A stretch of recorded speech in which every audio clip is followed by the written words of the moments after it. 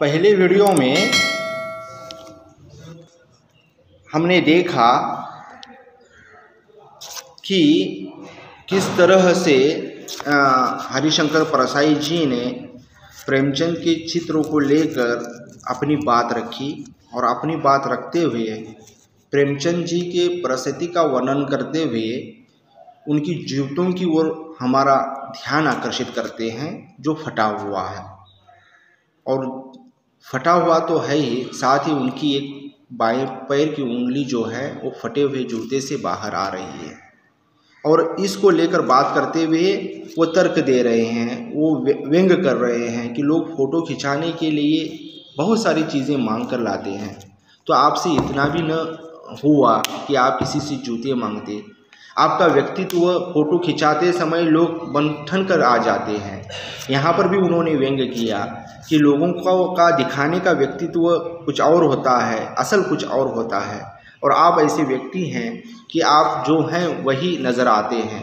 और साथ ही साथ वो अपने जूतों की बात करते हुए कहते हैं हमारा भी जूता फटा हुआ है, लेकिन हमारा जूता जो है फटा हुआ नज़र नहीं आता, वो उंगली के नीचे से फटा हुआ है, जिससे जहाँ पर घिस घिस कर पूरा पैर लहूलुहान होता है, फिर भी सामने वाले को नज़र नहीं आता कि हमारा फटा हुआ जूता। और इस प्रकार का प्रयास जो आपने किया है फटे जूते के साथ फ़ोटो निकालने का धाड़स, हिम्मत मुझ में नहीं है, ऐसा हरिशंकर परसाई कहते हैं। आगे देखिए, तुम्हारी यह व्यंग मुस्कान मेरे हौसले को पस्त कर देती है। क्या मतलब है इसका? कौन सी मुस्कान है वो? तो फोटो में, चित्र में प्रेमचंद के चेहरे पर जो हल्की सी मुस्कुराहट है, लेखक कहते हैं उसमें व्यंग छुपा हुआ है। और वो जो मुस्कुराहट है वो मेरे हौसले को पस्त कर देती है, मतलब नाकाम कर देती है। आपकी उस हंसी का मतलब क्या है? सवाल पूछ रहे हैं। क्या होरी का गोदान हो गया? क्या पूस की रात में नीलगाय हल्कू का खेत चर गई? मतलब उस मुस्कान के पीछे की बात क्या है? फिर हरिशंकर परसाई प्रेमचंद के पात्रों के माध्यम से ये सवाल पूछते हैं, क्या होरी का गोदान हो गया? तो फिर अगर आपको होरी समझना है तो आपको गोदान पढ़ना पड़ेगा, गोदान को समझना पड़ेगा। क्या पूस की रात में नीलगाय हल्कू का खेत चर गई? तो पूस की रात को कहानी को पढ़ेंगे तब पता चल जाएगा कि यहाँ पर हरिशंकर परसाई कहना क्या चाहते हैं। क्या सुजान भगत का लड़का मर गया क्योंकि डॉक्टर क्लब छोड़कर नहीं आ सकते? मतलब वो समस्त सामाजिक समस्याएं, वो समस्त मध्य वर्ग की, निम्न मध्य वर्ग की समस्याएं, दलितों की समस्याएं जो प्रेमचंद अपने साहित्य के माध्यम से, कथा साहित्य के माध्यम से व्यक्त करते हैं, उन सब का हवाला दे रहे हैं यहाँ पर हरिशंकर परसाई। नहीं, मुझे लगता है माधो औरत के कफन के चंदे की शराब पी गया, वही मुस्कान मालूम होती है।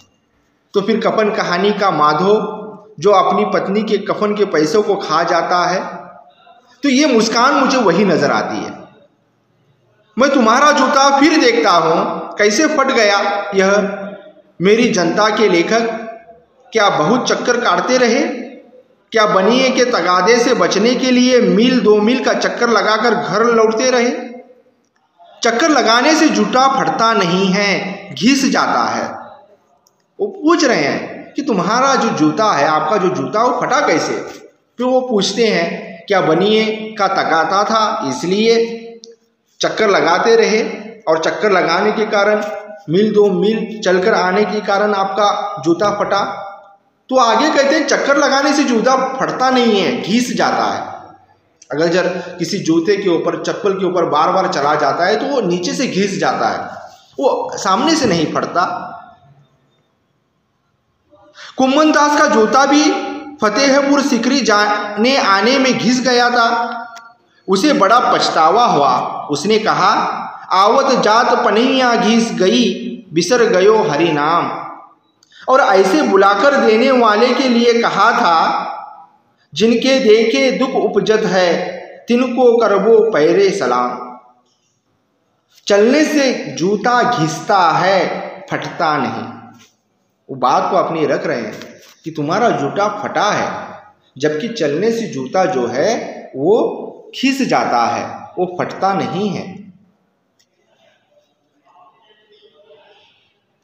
तो तुम्हारा जूता कैसे फट गया? एक सवाल है, उत्सुकता है मन में परसाई जी की कि प्रेमचंद का जूता सामने से कैसे फटा, जबकि जूता ज़्यादा उसका इस्तेमाल होने से वो घिस जाता है और नीचे से फट जाता है, नीचे से घिस कर फट जाता है। लेकिन तुम्हारा तो जूता सामने से फटा हुआ है, वो कैसे फटा? ये उत्सुकता यहाँ पर हरिशंकर परसाई जता रहे हैं।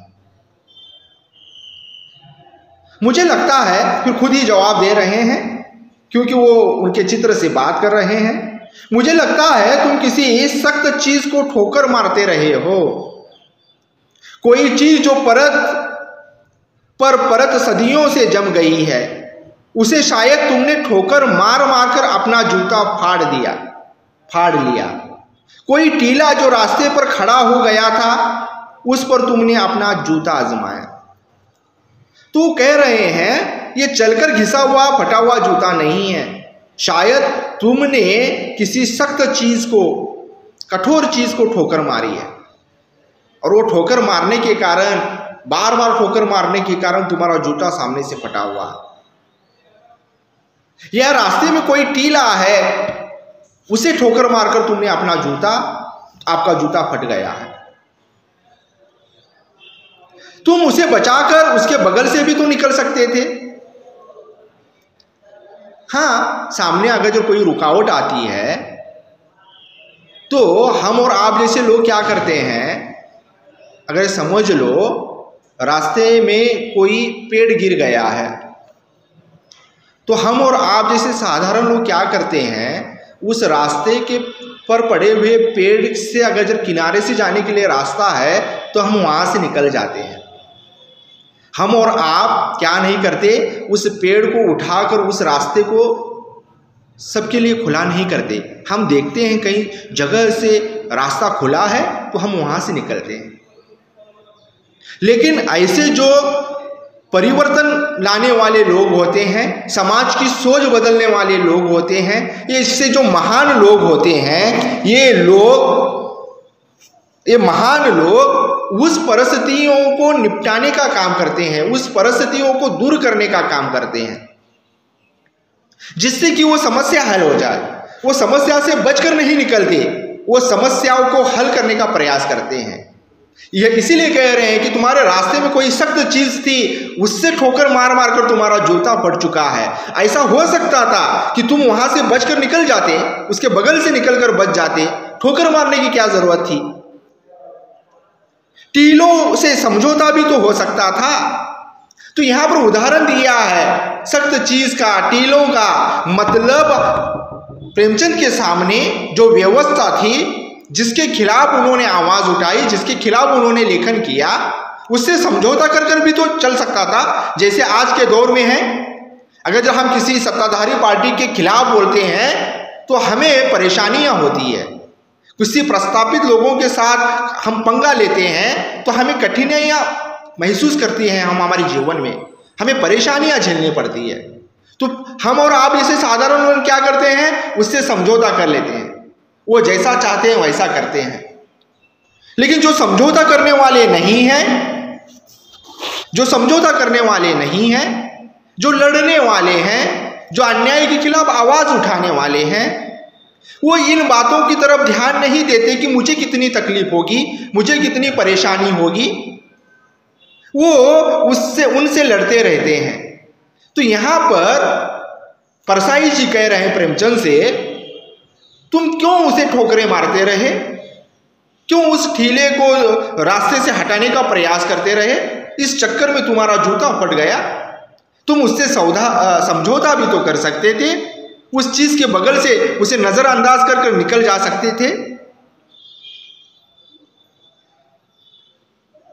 सभी नदियां पहाड़ थोड़ी ही मोड़ती हैं, कोई रास्ता बदलकर घूमकर भी तो चली जाती हैं। फिर उदाहरण दे रहे हैं, सारी नदियां जो हैं पहाड़ों को चीरकर आगे नहीं बढ़ती। कुछ कुछ नदियां जो हैं पहाड़ आने के बाद में अपना प्रवाह बदलती है, अपना रास्ता बदलती है और चली जाती है। तुम वैसी नदी बन जाते। तुम क्यों पहाड़ को चीरकर आगे निकलने का प्रयास करते रहे? तुम समझौता कर नहीं सके। क्या तुम्हारी भी वही कमजोरी थी जो होरी को ले डूबी? वही नेम धर्म वाली कमजोरी, ईमान की बात, नेम धर्म की बात। हाँ, गोदान का जो होरी है वो इसी तरह से नेम धर्म की बात करता था, ईमान की बात करता था, जिसके लिए उसने अपनी जिंदगी की आहुति दे दी। क्या तुम्हारी भी वही कमजोरी है जो जिसे तुमने गढ़ा है? क्या वो तुम ही हो? क्या वही तुम्हारी कमजोरी है? जो होरी को ले डूबी वही नेम धर्म वाली कमजोरी। नेम धर्म उसकी भी जंजीर थी, मगर तुम जिस तरह मुस्कुरा रहे हो उससे लगता है कि शायद नेम धर्म तुम्हारा बंधन नहीं था, तुम्हारी मुक्ति थी।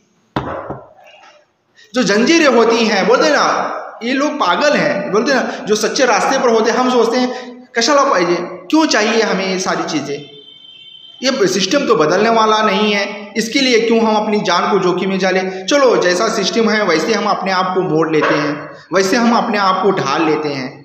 लेकिन कुछ लोग होते हैं जो सिस्टम में आई हुई खराबी को दूर करने का प्रयास करते हैं, फिर उसके लिए वो अपने आप की भी आहुति दे देते हैं।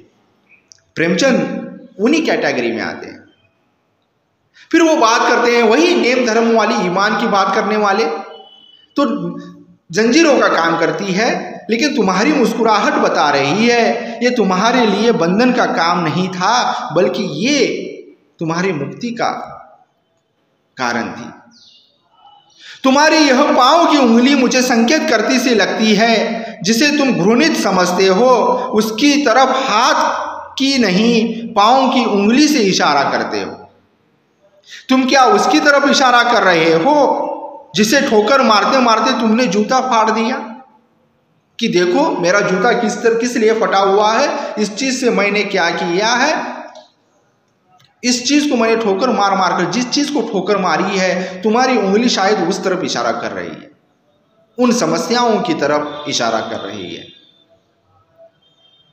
मैं समझता हूं, तुम्हारी उंगली का इशारा भी समझता हूं और वह व्यंग मुस्कान भी समझता हूं, क्योंकि परसाई अपने आप को उसी परंपरा का लेखक मानते हैं जिस परंपरा के प्रेमचंद है। तो कहते हैं कि मैं आपकी मुस्कुराहट को समझता हूं, आपके पैरों की उंगली के इशारे को समझता हूं। तुम मुझ पर या हम सभी पर हंस रहे हो। क्या कह रहे हैं परसाई कि आप जो मुस्कुरा रहे हो, आपकी जो ये व्यंग मुस्कुराहट है, ये आप हमारे ऊपर हंस रहे हो, हम सबके ऊपर हंस रहे हो। उन पर जो उंगली छिपाए और तलुआ घिसाए चल रहे हैं, वही जो अपनी उंगली को छुपा रहे हैं, लेकिन तलवा जिसका घिस रहा है, जो लहूलुहान हो रहा है, उन लोगों पर आप हंस रहे हो। उन पर जो टीलों को बरकरा कर बाजू से निकल पड़ रहे हैं, तुम किस पर मुस्कुरा रहे हो? उन लोगों पर जो अपने आप को बचाकर अपना दूसरा रास्ता अख्तियार कर लेते हैं, तुम उस पर हंस रहे हो। तुम कह रहे हो मैंने तो ठोकर मार मार कर जूता फाड़ लिया, उंगली बाहर निकल आई पर पांव बच रहा, मैं चलता रहा, मगर तुम उंगली को ढकने की चिंता में तलवे का नाश कर रहे हो। तुम चलोगे कैसे? तुम लोगों को ये बता रहे हो, भले ही तुमने अलग से रास्ता अख्तियार कर लिया और इसके चक्कर में तुम्हारा तलवा फट गया, तुम्हारे पैर लहूलुहान हो रहे हैं, भले ही मेरी उंगली बाहर आ रही है लेकिन मुझे चलने में कोई दिक्कत नहीं है, मुझे परेशानी नहीं हो रही, मेरा जूता फटा हुआ लेकिन मुझे चलने में परेशानी नहीं हो रही। लेकिन तुम्हारा तलवा जो चल चल कर घिस गया है, ये बचा कर चलने के कारण, जिसके कारण तुम्हारा पैर लहूलुहान हुआ है, अब तुम्हारी हालत ऐसी है कि तुम चल भी नहीं सकते। अब यहां से आगे तुम चलोगे कैसे? क्योंकि मंजिल तो बहुत दूर है, बहुत दूर तक चलना है। तो तुमने जूते फटने से अपने आप को बचाने के लिए अपने पैरों के छाल पैरों के नीचे के जूते को घिसा दिया, जिससे चल चल कर तुम्हारे पैरों में छाले पड़े हुए हैं। और बात यहाँ तक आई है, नौबत यहाँ तक आई है कि तुम आगे चल नहीं पा रहे हो, तुम्हें परेशानी हो रही है, तो तुम आगे चलोगे कैसे? शायद तुम्हारी ये जो मुस्कुराहट है, ये मुस्कुराहट वही है, वही उसी बात की तरफ इशारा कर रही है। मैं समझता हूँ, मैं तुम्हारे फटे जूते की बात को समझता हूँ, उंगली का इशारा समझता हूँ, तुम्हारी व्यंग मुस्कुराहट समझता हूँ। तो तुम क्या संदेश देना चाहते हो, वो संदेश को मैं समझ रहा हूँ। तो इस निबंध के माध्यम से, यहाँ पर निबंध खत्म होता है और इस निबंध के माध्यम से परसाई जी एक चित्र के माध्यम से प्रेमचंद के हमें ये बात समझाना चाहते हैं, जीवन में परिस्थितियाँ कठिन आएंगी, व्यवस्था के खिलाफ कभी कभी जाना होगा, तो हम किस कैटेगरी में आते हैं? उस व्यवस्था से हाथ मिलाने वाले, उस आई हुई रुकावटों से बचकर निकलने वाले, या उस रुकावटों का सामना करने वाले? याद रखिए, रुकावटों से बचकर निकला जा सकता है, परेशानियों से बचकर निकला जा सकता है, लेकिन बचकर निकलने से परेशानियां खत्म नहीं होगी। रास्ता बड़ा लेने से रास्ता खत्म नहीं होगा, मंजिल नहीं मिलेगी, चलते रहना पड़ेगा। और इस चलने के कारण पैरों के नीचे से जूता फट जाएगा और वो हमें परेशान करेगा, वो हमें आगे बढ़ने के लिए क्या करेगा, हमारे पैर जब छिल जाएंगे तो उसकी तकलीफ हमें ही होगी, हम आगे चल नहीं पड़ पाएंगे। इसलिए जो सामने आए हैं, फटे जूते फटने का ख्याल न करते हुए उस परेशानियों से जूझता रहना पड़ेगा। और शायद इसीलिए वो आखिर में कह रहे हैं प्रेमचंद से कि मैं समझता हूँ, तुम्हारे फटे हुए जूते की बात समझता हूँ, तुम्हारे फटे हुए जूते से बाहर निकली हुई जो उंगली है, उस उंगली के इशारे को समझता हूँ, और तुम्हारे चेहरे पर जो व्यंग मुस्कुराहट है, उस व्यंग मुस्कुराहट को समझता हूँ। तो कहीं ना कहीं हमारे अंदर झांकने के लिए ये निबंध मजबूर करता है कि हम किस रास्ते पर हैं, किस राह पर चलने वाले हैं, हम संघर्ष करने वाले हैं या संघर्ष से बचकर निकलने वाले हैं। अगर संघर्ष से बचकर निकलने वाले हैं तो यकीन मानिए प्रेमचंद के चेहरे पर की वो जो मुस्कुराहट है, व्यंग मुस्कुराहट, वो हमारे लिए है, वो हम पर ही देखकर मुस्कुरा रहे हैं, हमारी हालत के ऊपर मुस्कुरा रहे हैं। धन्यवाद।